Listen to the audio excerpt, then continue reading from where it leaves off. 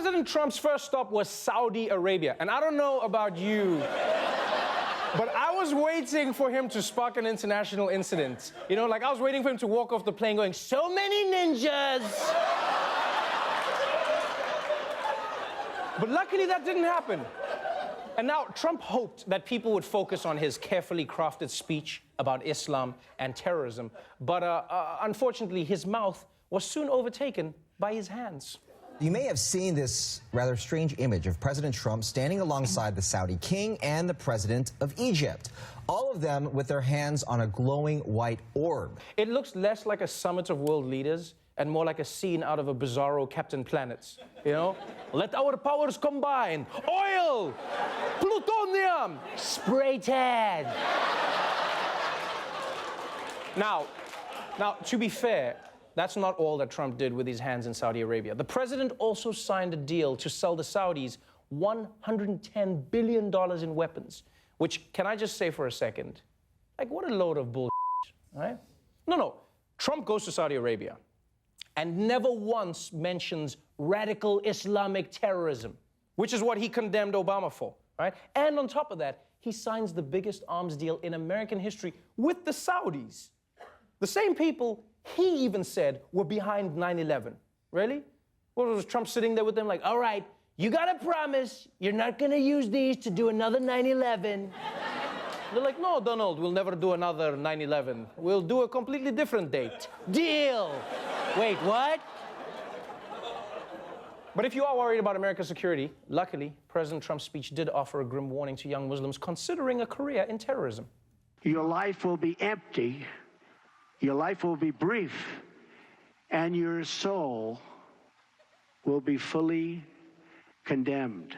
I'm sorry, those were Trump's wedding vows. There was a tape. Can we not have the... Oh, sorry about that, sorry. So, all in all, Trump handled the Saudi trip well, and he was just getting started. Next stop, Israel, where the president got a chance to place his hands on one of Jerusalem's holiest sites, the Western Wall. And you know that made a big impression on Trump. You see this, folks? They built one wall 2,000 years ago, 0 Mexicans in their whole country.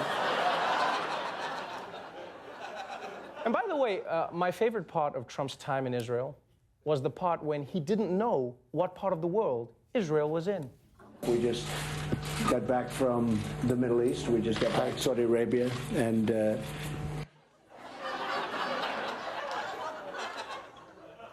Everyone's reaction was captured by that guy in the corner. Just look at him.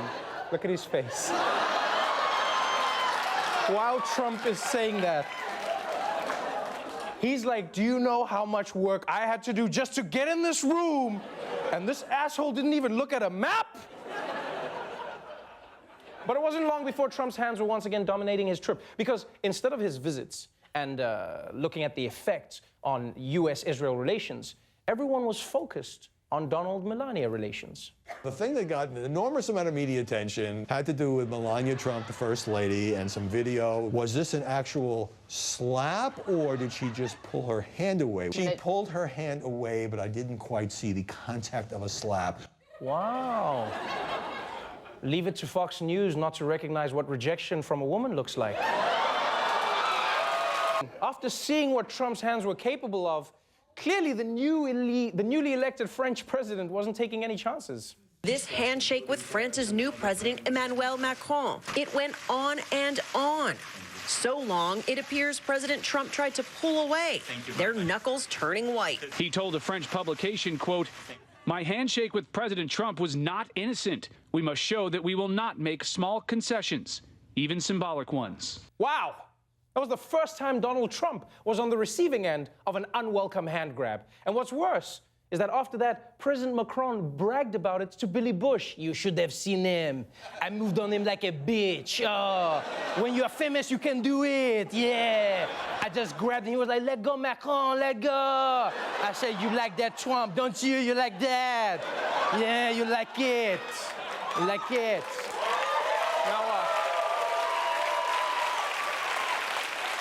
Now, of course, that handshake didn't distract from Trump's hands real agenda at the NATO meeting, and that was finger wagging. Because during his speech, Trump lambasted the Europeans for not spending more on their militaries, and he wouldn't reaffirm America's commitment to defend Europe. Look, if it was up to me, I'd fight for you, but it's up to the Europe now. And the Europe says no. So in one day, Trump may have done what Russia has been trying to do for 50 years, right? And that is break the alliance between the United States and Europe, which would make it easier for Russia to extend its powers in places like the Ukraine. And I don't know if Trump even recognized how bad this trip was for US-European relations, because when he got back, he tweeted, "Just returned from Europe. Trip was a great success for America. Hard work, but big results." Now, unfortunately, the big results aren't what most Americans would have hoped for. German Chancellor Angela Merkel warned Sunday that Europe cannot completely rely on the US anymore. The times when we can completely count on others, they are over to a certain extent. I've experienced this in the last few days, and that is why I can only say that we Europeans must really take our fate into our own hands. Yeah. Clearly, Angela Merkel got one look at Trump and was like, all right, our fate is in our own hands, because his clearly ruin everything they touch. Hey everyone, before you click over to another YouTube contouring tutorial, just a reminder, watch full episodes of The Daily Show for free anytime with the Comedy Central app or at thedailyshow.com. Now you can go on your way. Remember, it's all about the cheeks, the lines, and the cheeks.